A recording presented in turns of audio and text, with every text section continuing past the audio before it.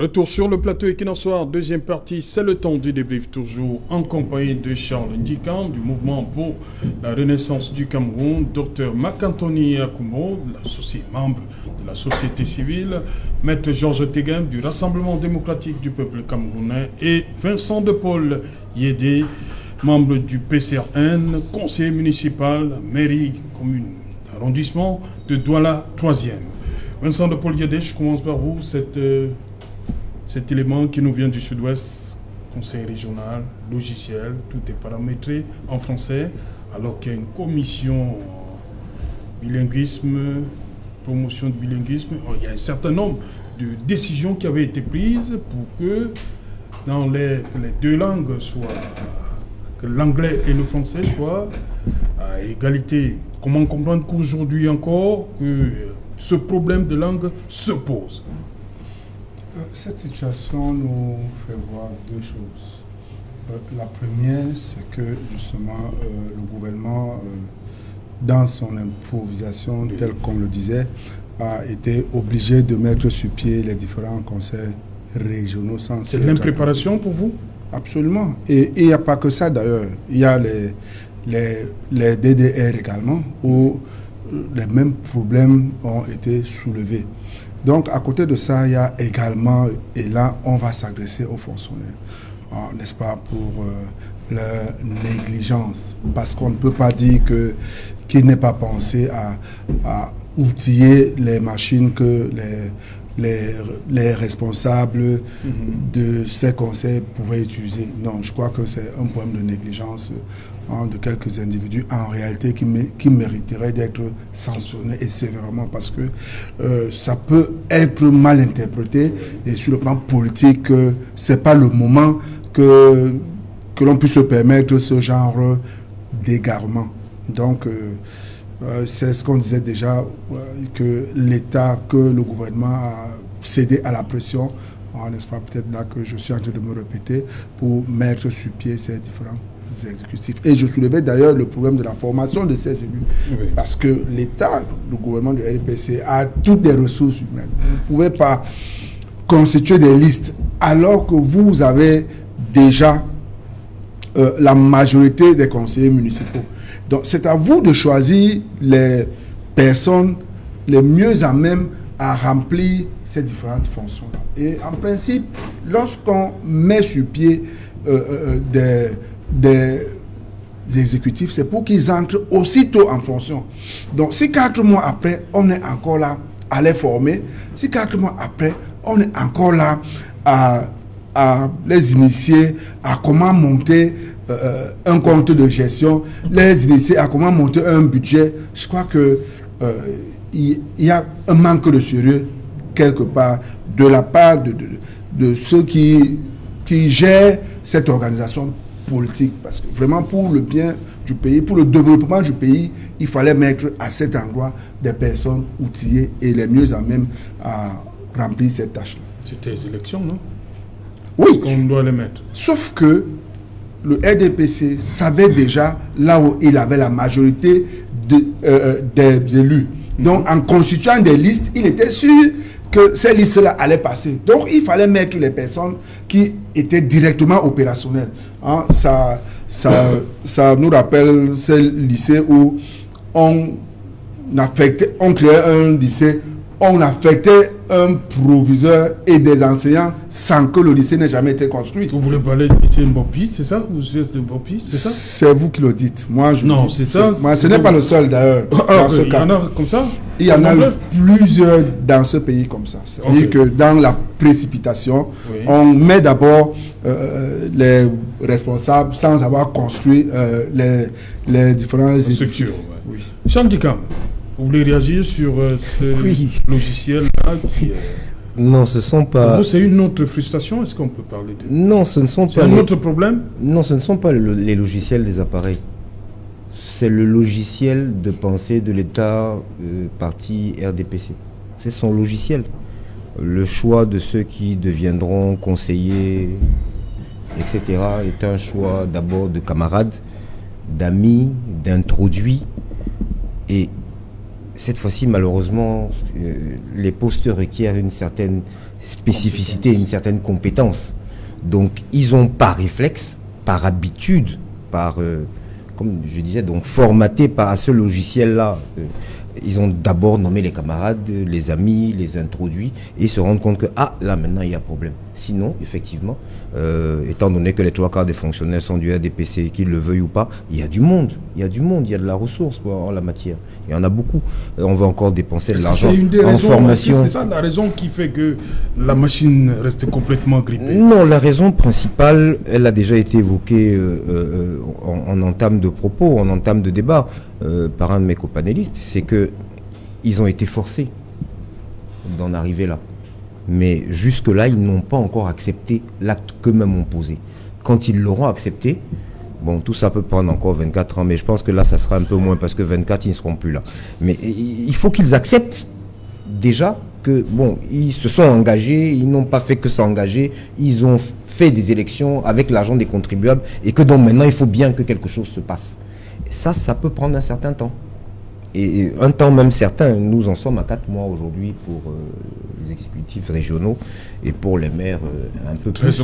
Et pour beaucoup d'entre eux qui étaient déjà dans les exécutifs communaux, donc qui ne sont pas des nouveaux pour ainsi dire. Non, mais voilà, donc, et on en est à ce dont nous avons toujours douté, c'est de la réelle volonté du pouvoir politique de Yaoundé, je précise de celui de Yaoundé, des fonctionnaires, à se départir de ce qui était juste avant, jusqu'à cela, leur chasse gardée, leur argent dont ils faisaient ce qu'ils voulaient, à en enlever un peu, une infime partie, mais qui pour eux est déjà trop, pour la donner à qui de droit, à ceux-là qui produisent d'ailleurs cette richesse.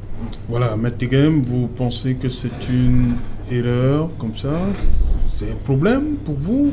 On envoie un logiciel en français pour des élus anglophones, alors qu'on sait que l'un des problèmes, c'est la langue.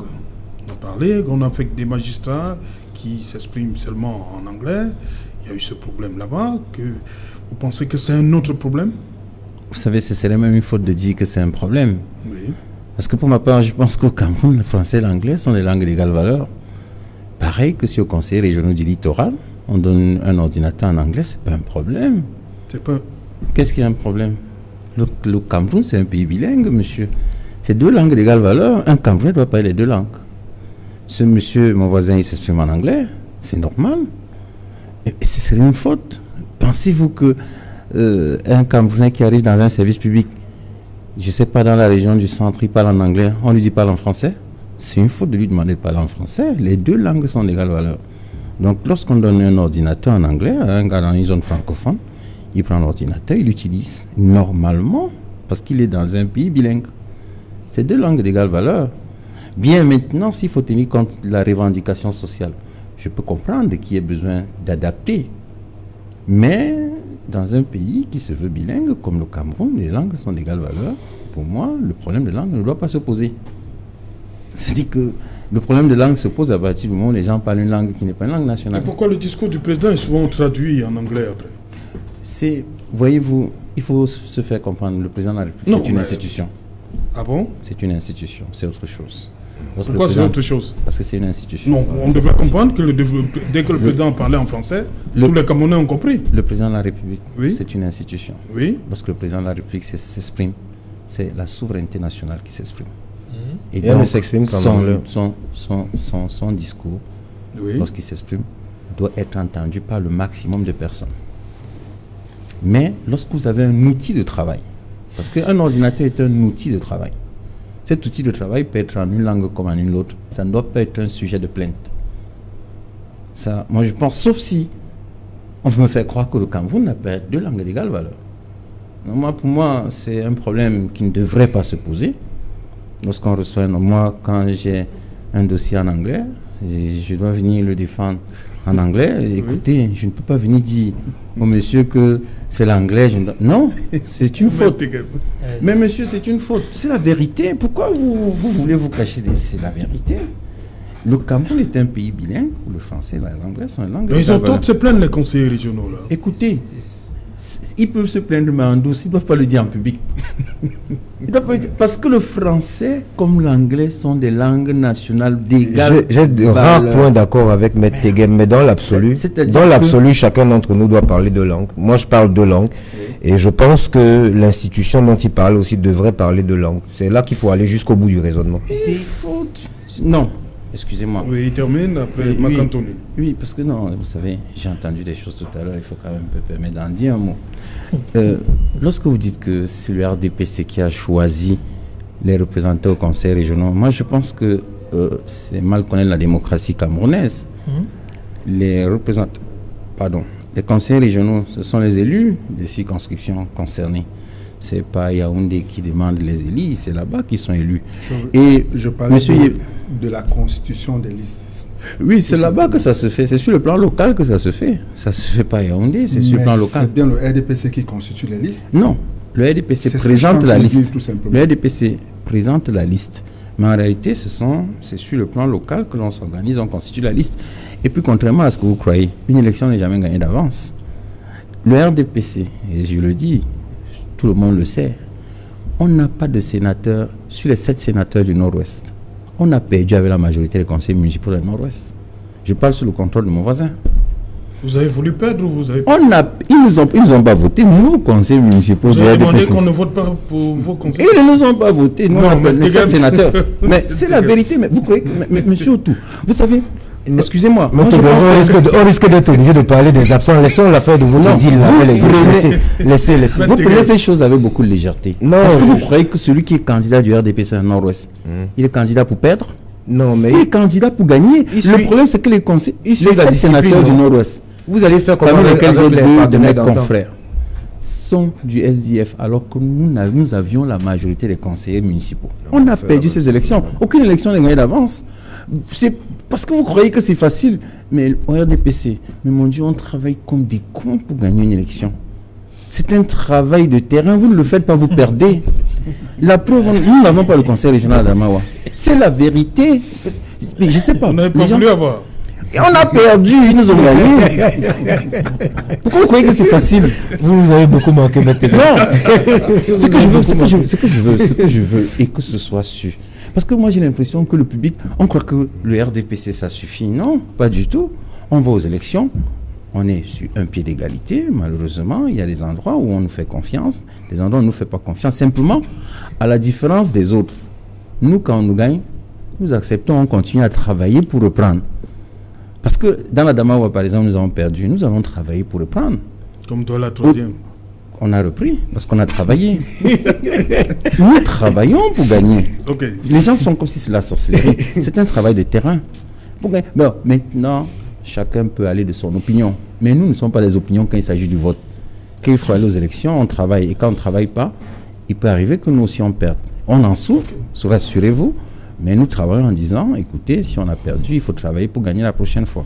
Macanthony, sur cette situation décriée par les conseillers régionaux du Sud-Ouest. Le français qui arrive dans les machines et l'absence de certaines commodités au niveau du conseil régional. You know, I had met actually saying that Cameroon is a bilingual country, which is inscribed in our constitution. Then he claims that the presidency is an institution that should be exempted from that bilingualism. You see, you are saying something and then cancelling it at the same time. That's what I saw. But to my understanding, if you say it is an institution, then it is supposed to fully represent the constitution. And if that institution knows only French to address its citizens, then it is not sovereign. I will remind you, he is not the sovereignty of Cameroon. He is the representation of that sovereignty. We are the sovereign people of Cameroon. We are the ones who give him our sovereign will to govern over. So if he is taking our sovereign will and you claim that he is the sovereignty, then you are in one way or the other struggling to make Cameroonians believe that the president of this nation is the king, not a democratic elected president, and which is not true. And when we go back to look at the claims of the chiefs of the Southwest, to an extent, what he said is true. it doesn't matter what the kind of system that they put inside the machines. If it is in French, you can work with it. If it's in English, you can work with it. But in relation to reality of issues on the ground, I don't think that if they want to send computers to the Southwest, it should be in French. No, it should be in English. Reason being that we are struggling to talk about these particular socio-cultural problem. It is not just a language problem. It is a cultural problem which had, you see, two people coming together, then we claim that the nation, it contains the entire territory from the Southwest and Northwest, which is bilingual, which is English speaking, and the entire East Cameroon, which has to do with the other 8 regions brought together. It forms a territory. But in that territory, there are 2 regions that speak English. You see, if you go to Canada, Canadians actually do speak both languages. Yes, yeah. And when you enter a particular city, like for example, which is where French is concentrated, Quebec? In Quebec, Montreal. Yeah, Montreal. yes, in Montreal, which French is concentrated, you discover that most of the times they speak better in French. You go to the others, you discover them speaking English. Ottawa. It is not because they don't know that they are bilingual.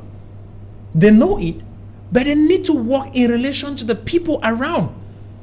If you are sending something to the people of the Southwest to work as administrators, take note, those chiefs are representatives of the tradition, of the custom. They are actually customary group of persons, which implies that they will best relate with the people based on the language they can speak well.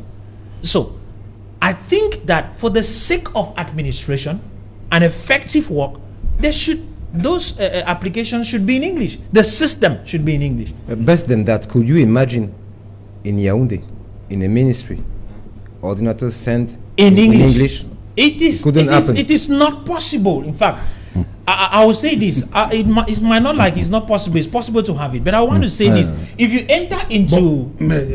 Permettez, je vais poser une question. Maître, imaginons, renversons un peu la situation. Qu'on ait envoyé ça en anglais complètement dans la région du Sud. Il n'y aurait pas de plainte? Ce monsieur depuis parle en anglais, il y a une plainte? Non. On est dans la région littorale. Non, prenons le cas. On est dans la région du littoral. Oui, hein? les élus, les chefs. Surtout. Je ne suis pas un administrateur. Je suis sur un plateforme, un plateau de télé. Ce que je veux Donc tout ce que je dis ici n'a rien à faire avec l'anglais que je parle. Ce que je veux insinuer, c'est que vous parlez en anglais depuis. Tu as parlé Personne de travail. Moi, c'est 2 choses différentes. J'ai le devoir de vous écouter parce que je suis dans un pays bilingue. Je ne dois pas vous demander de changer de langue. Oui. C'est-à-dire que si un ordinateur arrive dans la région du Sud en anglais, personne n'ose dire que c'est en anglais. Il va dire ça à qui? Le Cameroun est bilingue. C'est la réalité du Cameroun. Maître is playing a game which is okay for him to play. No, it's not a game. That's the way we misbehave and cause people to get more angry. I'll be sincere in telling you this. I believe that Cameroon is supposed to be bilingual. But I'll be sincere, I was going to a boulevard the other day. When I spoke in English, a lady told me, "Je ne comprends pas ton patois là." Because there, she believes that English language is un patois. Why? Because to her, she's been groomed in French and she knows nothing about English. I was shocked to understand that majority of Cameroonians believe that Anglophones are a tribe in Cameroon. So that is why they can't see the equality in that English language and French language. Because to them, Anglophones are a tribe in Cameroon. Forgetting to know that among the Anglophones, you have more than 20 or 40 different tribes. Even 50 tribes, even 100 tribes put together. So that is a cultural problem which we have in Cameroon. Okay. You can't take a cultural problem and make it a linguistic problem, because what we have in the Constitution of Cameroon is a cultural problem that has been reduced to a linguistic problem. There is no nation that is called bilingual. Okay. It is either you can't talk of bilingual nation Bilingual nation already dissolved the thing, changes the whole thing into from a cultural problem into a linguistic problem, which is not a linguistic problem. We do not have a linguistic problem in Cameroon. We have a cultural problem. Voilà, rapidement, on va faire un dernier tour de table avant la fin. Je suis un peu gêné de la légèreté et de la complaisance avec laquelle Maître aborde ce sujet. Il y a une négligence coupable des fonctionnaires, et ça, il faut le décrier. Je voudrais vous rappeler que au début de cette crise, nos compatriotes de la zone du sud-ouest et du nord-ouest ont, parmi leurs revendications, posé ce problème de langue qui venait du fait qu'on leur imposait des juges qui parlaient en anglais, en français, je veux dire. Même dans les écoles normales, des enseignants qui venaient s'exprimer en français. Les lycées classiques. Maintenant, nous sommes dans une phase de sortie de crise. Il faut remettre des compatriotes en confiance. Et les actes que nous devons poser, c'est ces actes-là qui vont dans le sens des revendications de début de crise. On ne peut pas, au sortir d'une crise, telle que nous le souhaitons, revenir sur les avatars du début de cette crise. Donc, vraiment, soyons d'accord sur le fait. Je suis persuadé que ça leur a échappé. Et ça, il faut le dire. C'est un tort que ça leur ait échappé. C'est un tort. Imaginez les représentants du commandement traditionnel, où la plupart, en temps normal, ne sont pas des fonctionnaires, ne sont pas les gens qui ont été à l'école classique, qui ont pu parler le français et l'anglais. Ils sont dans leur zone de naissance et de résidence, et qui ne s'expriment qu'en anglais. Et d'ailleurs, toutes les interviews ici se font en anglais. Comment voulez-vous que ces gens-là puissent utiliser des machines qui ont été configurées en français et que vous veniez parler de ça comme s'il s'agissait d'une administration où c'est des fonctionnaires qui ont fait une demande de venir travailler à la fonction publique et qui ont l'obligation de s'exprimer en français et en anglais. Ce n'est pas le cas ici. Ici, il s'agit des représentants du commandement traditionnel. C'est le peuple en lui-même ici. Donc, moi, tel que je l'ai dit, je reviens là-dessus. Ceux qui étaient en charge d'apprêter ce matériel doivent être sanctionnés parce que c'est des fonctionnaires. Et ça, c'est une négligence coupable. Moi, je pense que c'est pourquoi j'ai dit en commençant l'émission que nous devons travailler pour la formation continue. Je suis tout à fait d'accord avec vous que ce sont les représentants du commandement traditionnel. Mais la région est une institution. À partir du moment où on est dans une institution, le Cameroun est un pays bilingue. On travaille pour adapter ses connaissances à l'évolution du pays. Au Cameroun, on ne peut plus continuer, sauf si on ne veut pas avancer, à faire des particularités, en tout cas sur les questions linguistiques. On peut faire des particularités pour adapter les institutions aux revendications. Mais sur les questions linguistiques au Cameroun, nous devons nous mettre d'accord que lorsqu'on est sur un plateau, comme avec mon voisin, il parle anglais, c'est normal qu'il s'exprime ainsi. Et si quelqu'un n'est pas capacité pour parler l'anglais, on fait des séminaires de formation pour leur donner les capacités nécessaires pour répondre aux besoins des populations. Ceci étant dit, ça peut se faire dans la région du nord-ouest et sud-ouest pour ce qui concerne la langue française, dans la région littorale pour ce qui concerne la langue anglaise. Moi, je pense que c'est un effort constant, c'est un effort continu.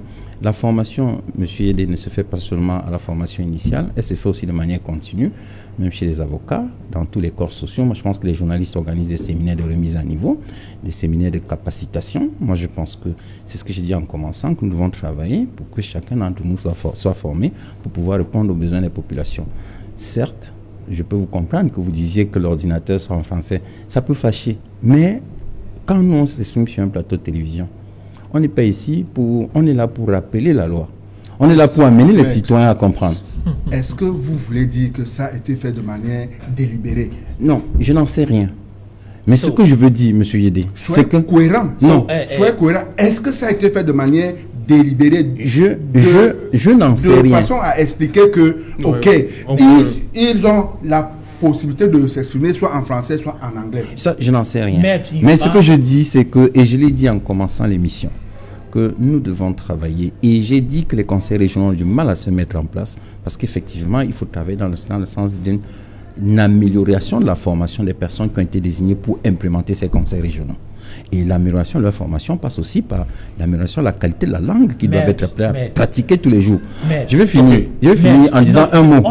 Il faut savoir que lorsqu'on dit par exemple qu'on organise un séminaire avec l'Agence française de développement dans le cadre du contrat des endettements développement, quand le français arrive, il parle en français, il faudrait que le président du conseil régional puisse lui répondre. Quand un anglophone ou alors un anglais arrive au Cameroun, il vient à Douala, il s'exprime en anglais, que le président du conseil régional du littoral puisse lui dire en anglais ce qu'il veut entendre pour faire avancer la région, pour faire avancer le pays, pour que nous allons vers le développement attendu de tous. I wanted to say this to you as a legal mind. Is Cameroon supposed to be bilingual or bicultural? Cameroon is not a bilingual country. There's no nation on earth called bilingual. It is a bicultural nation. And it is from that cultural heritage that we got the language that we are speaking.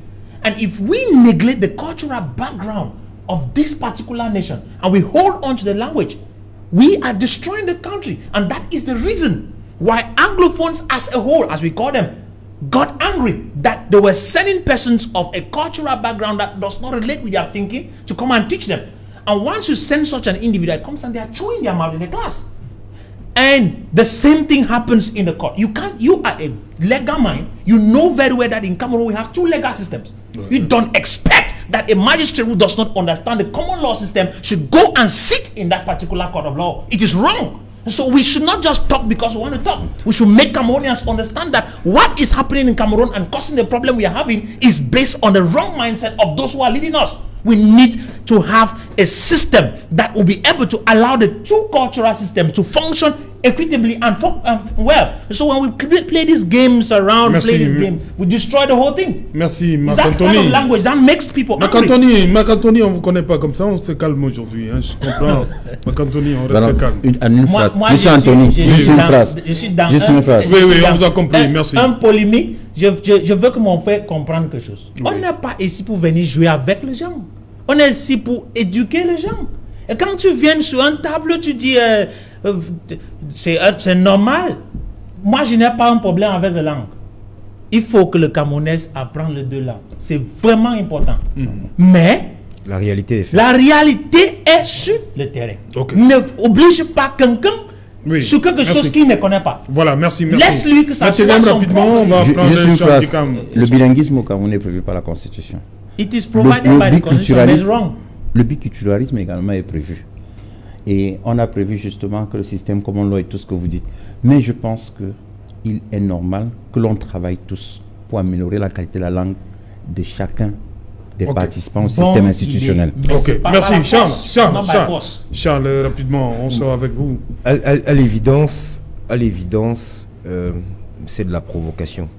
Je refuse de faire preuve de naïveté à penser que ça a été au hasard, ça a été fait à dessein, ils n'ont qu'à se débrouiller, comme dans beaucoup d'actes posés par ce gouvernement. Mais ce sont des faits qui paraissent anodins, mais qui ne font qu'ajouter à la rancœur déjà existante. Je ne saurais ne pas achever cette soirée sans amener les Camerounais à s'interroger. Parce qu'on a voulu les distraire ces derniers jours, mais nous parlions, ça faisait d'ailleurs partie des sujets du journal, de la pandémie Covid-19. L'endettement du Cameroun s'est accru d'à peu près 226 millions de dollars. Je voudrais savoir ce qui en a été fait. Parce que ça, il s'agit d'un endettement pour nos enfants, nos petits-enfants et les générations à venir. Ça, c'est important. Ça, c'est très important. Et je clôturerai en disant bon courage à tous ceux de mes amis politiques toujours injustement embastillés pour les causes que nous venons défendre et dont nous débattons ici tous les soirs. Merci. Et qui, jusqu'à preuve du contraire, jusqu'à présent, n'ont encore entraîné aucune insurrection. Merci Charles Ndikam. Merci, monsieur le conseiller. Vincent de Poliédé. Thank you, Marc Anthony, for coming. It's my pleasure. Come now. It's my pleasure. I am always calm. I was not talking like that because I was... Maître Tegem, welcome back. Merci, Maître Tegem. Merci. Voilà. Madame, Monsieur, nous sommes arrivés au terme de cette édition. La dernière, c'est demain. Bonsoir, Limbé.